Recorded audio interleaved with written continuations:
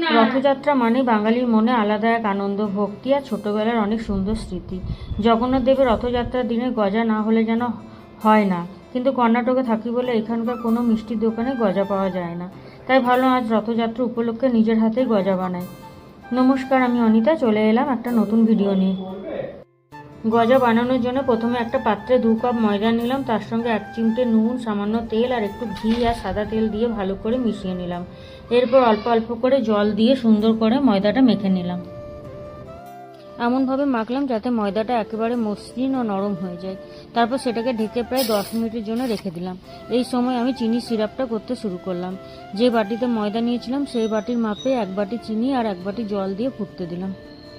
এমনভাবে ফুটিয়ে নিলাম যাতে হাতে নিলে হালকা সুতো টান তৈরি হয়, আর 2টো এলাচ দিয়ে দিয়েছিলাম সিরাপটার মধ্যে।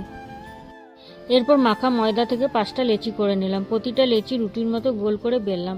তবে এখানে একটা মজার ব্যাপার হলো, লেচিগুলো ময়দা দিয়ে না, কর্নফ্লাওয়ার ছড়িয়ে বেলতে হবে। একটা রুটির ওপর সামান্য কর্নফ্লাওয়ার, একটু সাদা তেল ছড়িয়ে তার উপর আরেকটা রুটি রাখলাম। এইভাবে 5টা রুটি একের পর এক কর্নফ্লাওয়ার আর সাদা তেল ছিটিয়ে রাখলাম। সবাইকে জানাই রথযাত্রার শুভেচ্ছা। জয় জগন্নাথ। জগন্নাথ দেবের আশীর্বাদে সকলের জীবনে সুখ, শান্তি আর আনন্দে ভরে উঠুক।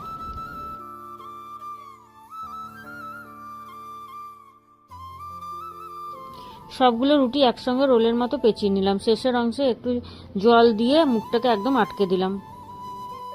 এবার এটাকে ছোট ছোট সন্দেশের মতো টুকরো করে কেটে নিলাম। আমার মোট 9টা লেচি হলো। প্রতিটি টুকরোকে হালকা লম্বা করে বেলে গজার সুন্দর শেপ দিলাম। দেখো, এরকম করে হালকা বেলে দিলে গজার শেপ চলে আসবে।